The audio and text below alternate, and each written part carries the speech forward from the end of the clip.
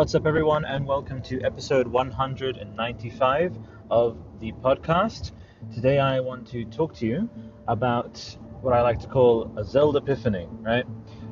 I was tuning into some Commonwealth Realm this morning, an excellent analysis, discussion, and overall, like a society of essentially like Zelda scholars. It's beautiful, really worthwhile site. YouTube channel and all those outlets, definitely follow them all. And the thing that prompted me to record was the idea that, just to give you an idea of this morning, I just had this moment of, okay, so we're really on the verge of things really about to kind of happen with next gen, and it reminded me of those special moments, that special calm before the storm kind of thing. And we are in the early stages of that storm, of course, with Zelda, because that's certainly further off than, for example, Elden Ring, which was revealed earlier, I believe, at least. Was it? No, I think it was. Actually, goodness, they're going to be siblings. My word. That'll be interesting to have Elden Ring kind of come out at the same time as Zelda Breath of the Wild 2, which is rumored to be called Bond of the Triforce. So that's kind of where I'm at, and with sort of those two titles are very much, I would say, possibly even at the very top of what I'm looking forward to the most, definitely. But so here's the core of why I wanted to chime in is so Breath of the Wild was an unknown quantity when it was announced, and this morning I think the Gaming Ride Home podcast said something about Reggie joining another board, and I thought, Reggie, oh my god, Reggie.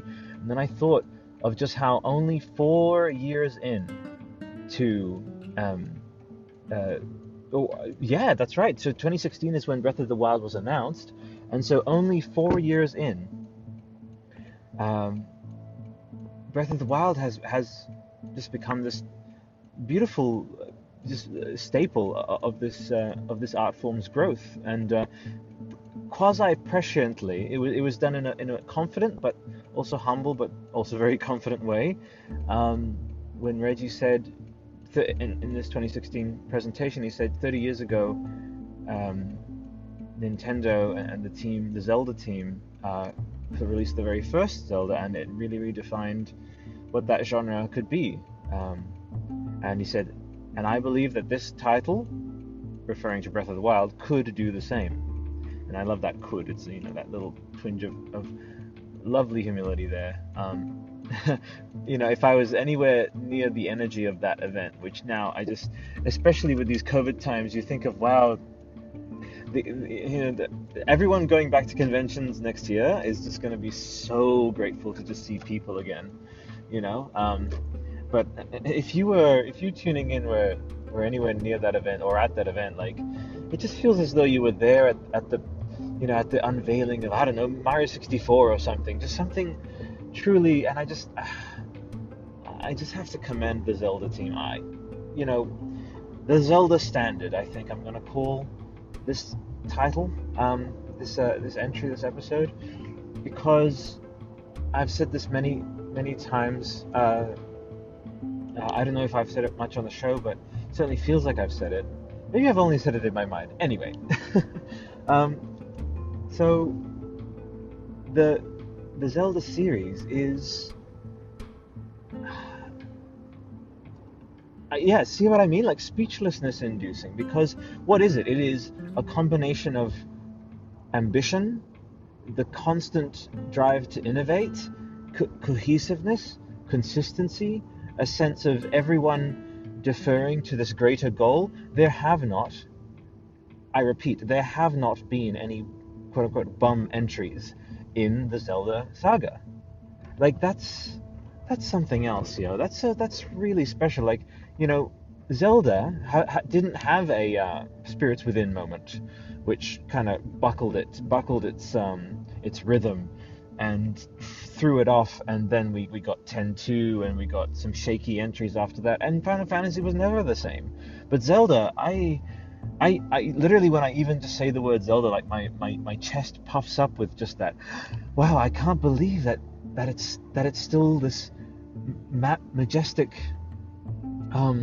inspiring, like childhood joy stoking energy in this medium, and then just also in art and entertainment in general. Definitely within the fantasy genre, this unify, and it's everything. It's just the dream come true. It's just this unified universe with all these beautiful timelines, and I think it cherry picks from the very best of fantasy. A bit of Tolkien here. There's a bit of Star Wars there. So much. Watch Good Bloods. Beautiful, a fellow Australian, beautiful documentary on YouTube that analyzes Ocarina of Time in the context of symbolism. Obviously, there's lots of symbolism analysis there, but Shinto is a big one that it juxtaposes it against and basically makes the case for it being the most tragic of the Zelda games. And really, like, just watching that documentary alone kind of reinvigorated and bolstered my love for Shinto. Am I going to be able to turn left here? I really hope so, because I kind of... Actually, no, I don't need to turn left here. Sorry. Anyway, you're joining me on my little drive to work, so there you go. But anyway, so we'll dial it back to Breath of the Wild. So what I essentially had this moment of immense gratitude about was the idea that we are so close to... We're so close to something that now we know what it is, and this is the core of it. So Zelda, Breath of the Wild, we saw the early, like, 2015, 2014 footage, whatever it was, and it was beautiful in its own way, very Princess Mononoke, still an unknown quantity. And just to think, folks, like, think about this. So Breath of the Wild, I can't stress this enough. We associate it so much with the Wii U, but folks, that was we associated so much with the Switch, but folks, that was straight up a Wii U title. Okay, so and very much people were quite down on Nintendo at the time.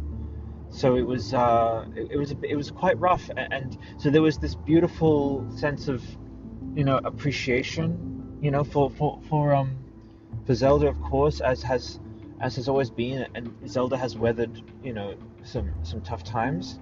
Well, let's just be honest, it's weathered a tough time. I would say the main tough time it weathered was the Wii U. And yet that optimism remained, and then there was, there were so many moments when you could have sworn that this was it. This was gonna be, holy crap, this is their Final Fantasy 13 moment. They're gonna bite off more than they can chew. It's not gonna go well. And then, a year later, you have Reggie coming on with, beautiful Treehouse Live, showing that trailer, which is still, I think it's, I guess, in case you haven't recognized yet, Zelda Breath of the Wild is my favorite Zelda of all time. If I think too long about some of those moments where, and again, first world problems, I always do a bit of a privilege check, first world check of this sort of thing, because there's real stuff in the world, and so that's very much held in mind when talking about this stuff. But yeah, I straight up teared up. I stood up on my bed when I first visited Zora's domain. It was like, wow, this is like Professor Tolkien joined the Zelda team or something. It just got, arriving in Zelda's domain felt like visiting Rivendell, and it was just, I can't. I can't. And okay, so how were we to have known that this other entry, and you can also make the argument that, people were tepid on Skyward Sword, which I don't understand. I love Skyward Sword, and I love the Loftwings, and literally when I just said Loftwing, my chest just sort of puffed out, and I was like, I love Loftwings because I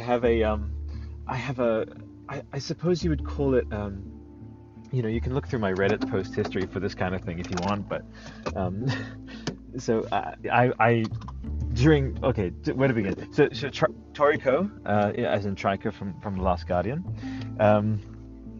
that was a moment for me because I really enjoyed the never-ending story, and I think you're going to sense a pattern here leading up to what I'm about to talk about, which is, and Tauntauns. I love Tauntauns, and Fathiers. I love Fathiers from The Last Jedi. I think that's one of the few things I like from that film. Not trying to start flame war, to each their own, seriously, but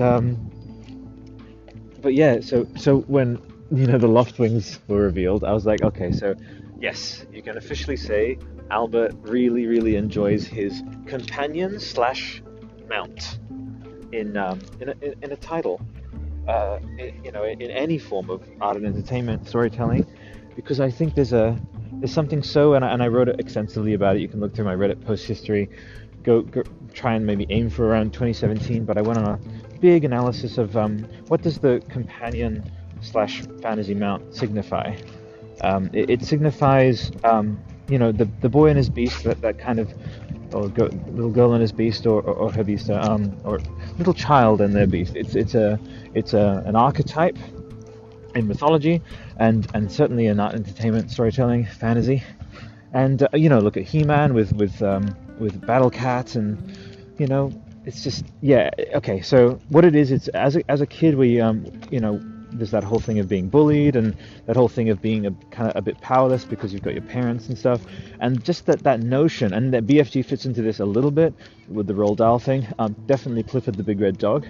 I think the natural conclusion for me will be to actually probably write something about this one day, like a straight up essay, or maybe a book of some kind. But yeah, so anyway, so right. I really hope this is still recording, because still recording. Okay, cool. So also, you're joining me on my walk here in Canberra. There's this lovely lake close to Belconnen, and it's really, really sweet, and lots of lovely waterfowl and stuff. Maybe on one of my Patreon posts I might send a picture at some point. I'll snap one right now. There we go. Hopefully I can record at the same time. Look at this technology. Yeah, wow, Anchor, incredible. And I can hear some of my avian friends there, some of my loft-wing friends. So yeah, I'll have to write some sort of title about it, but but here's the thing. So you have the fantasy mount archetype, but here's the thing. So there's only, and it's astonishing to me why we don't have like a game where you can just like, hey, and Harry Potter and Buckbeak, like. All right, this is what I'm getting to, is the idea that a fantasy mount that can take you across land is incredible, so wonderful, and that's why I even enjoyed my my Pokemon, as you know, back in the day. There's a lot of that, but yeah. So for me, it's all about like imagine Loftwings in Breath of the Wild. Imagine that. Right? In Breath of the Wild sequel, Bond of the Triforce. Wow, just that idea is just so excitement stoking, and I think it is the next step, really, if you think about it, because Nintendo. And here's the thing, another thing. This is going to be a capsule. Like I feel so close to like straight up crying about fucking. I'm like 32 in November this year. And there's something I think ultimately as humans, maybe as a psychological thing, we really, really appreciate constants in our lives, because there is a lot of chaos and unchangingness. And the thing is, Zelda, they've changed with the times, but the connecting thing, and this is why you hear, like, that's how I feel about Ray, is once you've found that partner who is just who like the willow tree, is sort of like sturdy, but can kind of flow and change and adapt to tough conditions. And Zelda, it's like they have this edict. They have this sense that whoever joins the team, it's this unspoken pact with the spirit of Zelda. And with Satoru Iwata, for example, like there's in that tribute, that sense of like, you hear about some teams putting likenesses of some of their team members in games as a tribute to them if they passed away during development. But there's some of my friends here, so jump onto Patreon if you want to see the photos that I'm taking. So beautiful. But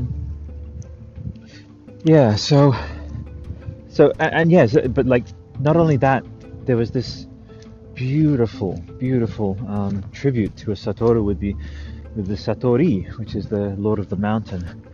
And it was only 3 years ago, right, that Zelda came out, and when I was playing it, I remember walking up the mountain of, I think it was Mawson, and I was looking on my phone. Obviously, I had my headphones. Sometimes I tend to turn my headphones off even when I'm walking because I really love Canberra and Canberra's bike paths and stuff. And I saw and it was crazy. And I sent a photo back to Ray, and I had come across, I think it was a goat, I think it was, or a horse or something, but I had come across out of completely nowhere. It was so random. On the way up this mountain in Mawson, there was just a figure, and I was like, what is that? And it obviously wasn't the Lord of the Mountain, but it was this completely unexpected. And then when I asked the owner, it was either, I think it was a goat, to be honest, but it had the long beard, just like the Lord of the Mountain. And I was like, this is so weird, how you have those special moments of I was just playing that, and then or researching that or whatever, and here we are. It's real, and as we all know with Shigeru Miyamoto, he that was what Zelda was for him. It was this way to express his love for, as I dearly love. I think I love it right next to Ray. I love nature most of all, and I think they're twin loves actually, because I consider them one and the same, and also the feminine as well, just this wonderful force of nature. And speaking of which, let's tie it all the way back using that as a tangent. Let's go. The feminine, female protagonist, Zelda, Breath of the Wild 2. Zelda is going to be the co-protagonist, if not the protagonist. I really like this Breath of the Wild. Really, and again, all of them have iterated in some beautiful, interesting way. Also, mini aside, I am hoping at some point for a Skyward Sword remaster on the Switch, so that would be beautiful. But so I'm so anticipating playing as Zelda. I'm actually going to put it out there. So I'm just going to start speaking of Breath of the Wild 2 as though it is going to be Zelda leading the adventure. Why not? So that's just an established thing in my head right now and in my reality. So, but anyway, so the core of what I wanted to express with all of you is that if we were excited back in 2016 after seeing the trailer and knowing that it wasn't a known quantity for Breath of the Wild, and then it truly changed the medium, because it tapped back into, wouldn't you know it, that same thing of back in 30 years ago of wanting to go everywhere, over any mountain, through anything. And I think I posted recently in either in the Horizon subreddit, where it's which I also love so much, and I'll be talking about that when that's revealed. But that sense of everything else not really mattering anymore, and it being, and those being the standard, and that's why again this episode title is the Zelda Standard. There's no other. There's truly no other. I mean, some folks really enjoy the Persona titles. I've tried to get into them. I should be able to get into them because of the subject matter with, Jung and the persona and the psychology and that. But it just, for some reason, the execution kind of grates on my sensibilities. Again, to each their own. I'm so happy, and I've tuned into shows for hours listening to people speak about it. I'm so happy for them. But anyway, all right. So back to it. So if we were excited, folks, if we were that amped, coming off of the Wii U and everything, and let's just call it, not tainted, but let's just call it slightly dimmed. That's fair enough. It was a slightly dimmed by the whole Wii U situation. I don't even think, Breath of the Wild was revealed initially just as Zelda Wii U, during the Wii U era, and then the title was revealed, and then I think it was revealed at the same time as the Switch, or maybe slightly before. I think same time as the Switch. Yeah, that makes sense. And we were excited, by the new name, but very much there was a lot of doubt. There was a lot of hope, but there was a lot of doubt. And the NX, I'm sure you remember the NX days, right? When we just straight up did not know what was in store for this home. I was going to say company, but no, I think of Zelda. Sorry, I think of Nintendo as a home because we all grew up in that same home, the Nintendo home. With me with Zelda and back at Ocarina of Time and Majora's Mask, and even Banjo-Kazooie and Racer, and as in Star Wars Racer, right? And Mario 64 and all that. Goodness me, and yeah, and GameCube, of course, right? Come on, like those beautiful. I love Twilight Princess so much, and I remember playing it in the army. I was so alienated from the army, and I just spent. Actually, I was late. I think more than once I was late to work because I lived on site in Holsworthy Barracks in 2017. That's crazy. 10 years between me falling asleep and then getting the dun dun dun, at the door, like wake up, Private Kessa, or whatever, just like needing to go to work. And it's because I sort of pushed away the army on some level, and thankfully not long after that I was able to segue out. But it's because I had stayed up all night playing Twilight Princess, and so it's been this wonderful constant through my life. And anyway, the tangents come from love, I promise, and I hope I haven't off-put any of you with them. It comes from truly comes from love. Right. So if we were that excited back then, with it being an unknown quantity, just and the Commonwealth realm, this is what sort of prompted me. And he said, I just had this. It occurred to me in the middle of it. It was like, wow, I used to listen to all the Inside the Breath of the Wild episodes leading up to that. I sent them a nice, lovely big email of appreciation. Also suggested a name change because I just want them to succeed in Commonwealth Realm. SEO just brings up a lot of royal stuff, as in royal family stuff. I'm like, you guys deserve so much more, but they're doing great, and like love them lots. And I was like, wow, we are gonna. Here it is. It's like we're getting. I couldn't even believe it in my head. I was like, we're getting another one. Oh, like we get to experience that with the full knowledge that that's what's coming, and that we can trust that this team, this family of ours, Nintendo, and the Zelda team and AGI Numa. I want to remember more of the staff names, absolutely, and I'm going to apply myself to that. That they're going to take care of it. They're going to take care of us. Right, and most of all, take care of the story and the world, and so that's one beautiful reason to be excited. Another is that there will be no hooks. It will have no hooks back into the Wii U, right? So it won't have that, folks. It won't have that. It won't be tethered to Wii U tech. So that's another beautiful thing where we can definitely. And again, this might even run long because of my excitement at potential Loftwing involvement. Again, Albert Kessa, the archetype of the companion mount in fantasy and literature, coming 2022. I'll write an entire damn book about just that special relationship. It's just so sweet, and so symbolically rich in that idea. And Nintendo, in many ways, it feels like, I mean, you can even use the analogy of a game console. It's like, game console is like, come on, jump on, I'll take you somewhere. And that's what a kid relishes above all. It's that idea of, we're going somewhere, we're going to the park, we're going to Disneyland, we're going, that excitement. And the fantasy, the companion / fantasy mount is that presence that isn't just a friend. It's someone who can bear you forth into another world, into adventure. And that's what Nintendo proves itself to be. And these, especially these.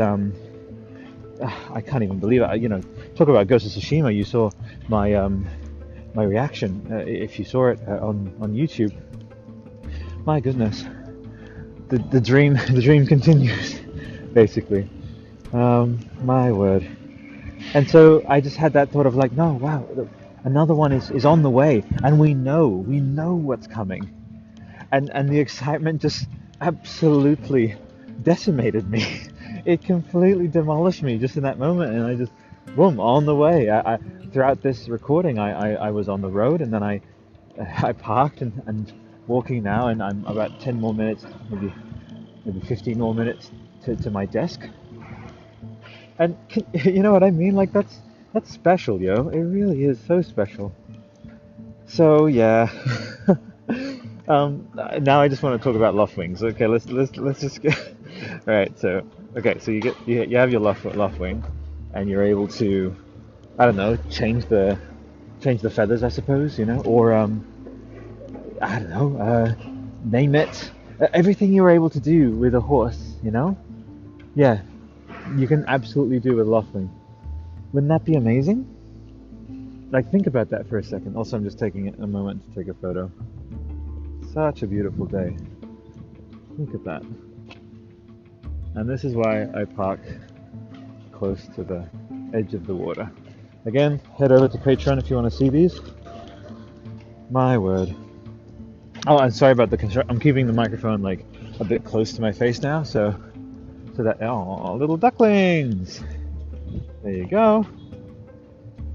Man, tell you what. I'll talk a bit about Canberra as like, if you've ever been to Canberra, it is essentially, oh wow, look at that. That's insane. There's a little kind of gap opening up with in the sky. That's incredible. And there we are. Wow. Yeah, so you know how, now that's special. I'm going to remember that. My word. So you know how the Death Mountain kind of makes the clouds part? Well, that just happened. I'm not kidding. That just happened now in front of me. There's a little ring of clouds, and I am not making this up, folks. It's right there. I'll take an even closer photo. Feel free to jump on the Patreon to see. It's beautiful. Wow. Anyway, I'm really hoping that the construction noise isn't too disruptive and too loud for you folks. I'm just going to quickly cross the road, hopefully not get killed. Okay. Ah, lovely, lovely, lovely. So yeah, okay, so, and what we should also maybe give a bit of a discussion point to is what we've already seen, which is that giant mount that we've seen, companion mount. Again, it's like they're speaking my language.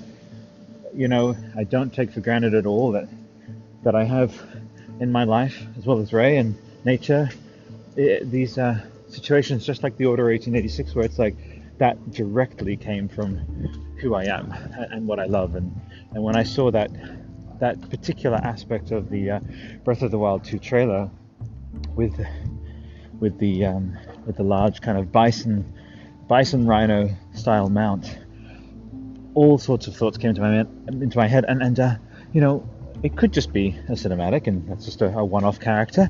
But look at the reveal of Breath of the Wild. Again, there's such care. Holy moly, folks! The artisanry, the sense of purposefulness, the unification, unless they're keeping so much darkness in the secret, in like the vault, and they're carefully curating the story of how these things are made, and all Zeldas are secretly made with so much punishment and crunch time and whatever. So far, I just have not heard anything like that, and the results are beautiful. I think it's just I think it's the Shinto, I think it's that unified sense of, only the only way to create lasting joy is from a place of coming together over that sense of wanting to put more joy into the world, and that's what I feel. It's strong. It's what I strongly feel when it comes to Zelda. They are the epitome of this medium to me. They really are. And they are the standard against which all measured, like even God of War, my favorite title of 2018. 17 obviously was Breath of the Wild, which it had a brief little battle with Horizon over that, but definitely Breath of the Wild for 2017. And I think Breath of the Wild is my favorite title of all time as well. Overall, I've said this many times, Last Guardian is my favorite expression of art in any way, in any art entertainment. It's just that perfect, beautiful, that battle against cynicism, battle against deadlines and bottom lines. That game got made, and I will never forget that. So, a triumph of art, that title in particular. But for this medium, for the interactive medium, Zelda, folks, that's all I can say. Alright, so I leave you with this little vignette. You boot up The Legend of Zelda, Bond of the Triforce, late next year, maybe mid next year, possibly, depending on whether or not we're given that beautiful gift from Nintendo. And okay, so it boots up same way as you know that Breath of the Wild boots up. And you've been playing for like maybe a couple of hours, and so you've pulled towards. So yeah, you've got your weapons and everything or whatever there and thing. But just okay, come with me on this. So UI beautifully streamlined, character models. I would say 0.8% more detailed, beautiful streamlined. Again, remember, not held back. Respectfully, of course, every Nintendo console deserves respect because it was the thing that came after was built upon. So respect to the Wii U for what it's worth, but not held back by Wii U anymore. Beautiful character models. I would say, if not a larger world map, then a more detailed world map that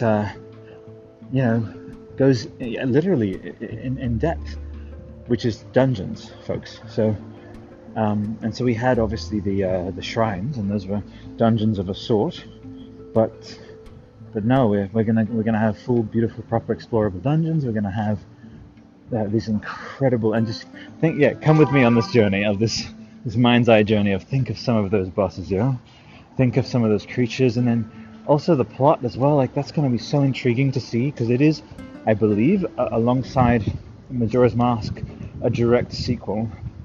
That's also very beautiful, and again we have that as well. Holy crap, I haven't even acknowledged that. So folks, remember Majora's Mask back in the day, an unknown quantity. It's like, can they pull off a direct sequel?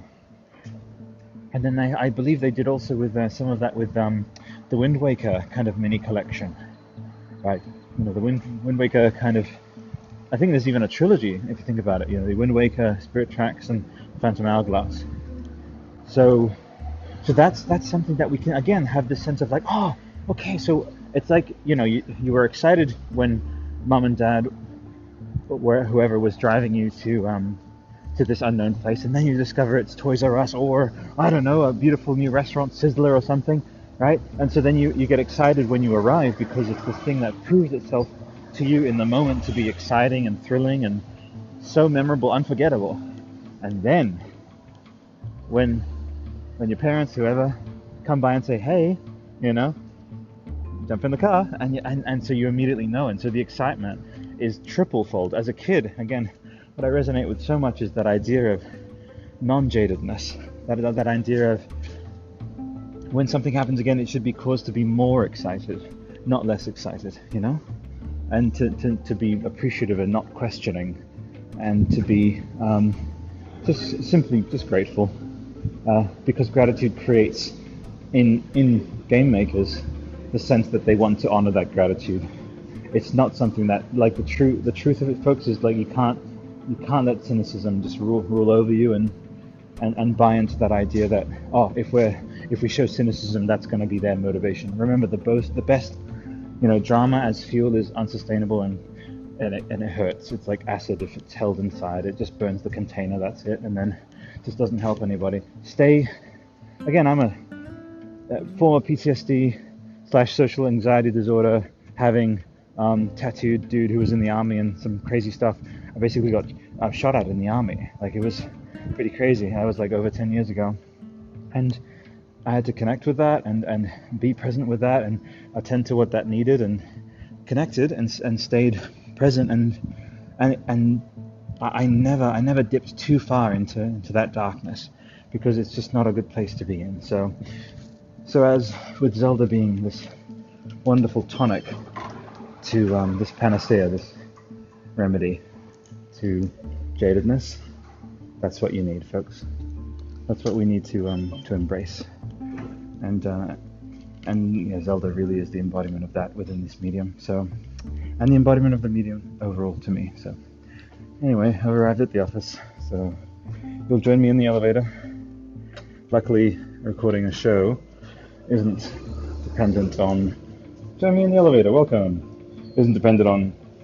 Was it like mobile data or anything? Sometimes I'm worried. It feels like, because it felt like I was on a call to a friend, and all of you are friends. So, anywho, I'll jump off now. But folks,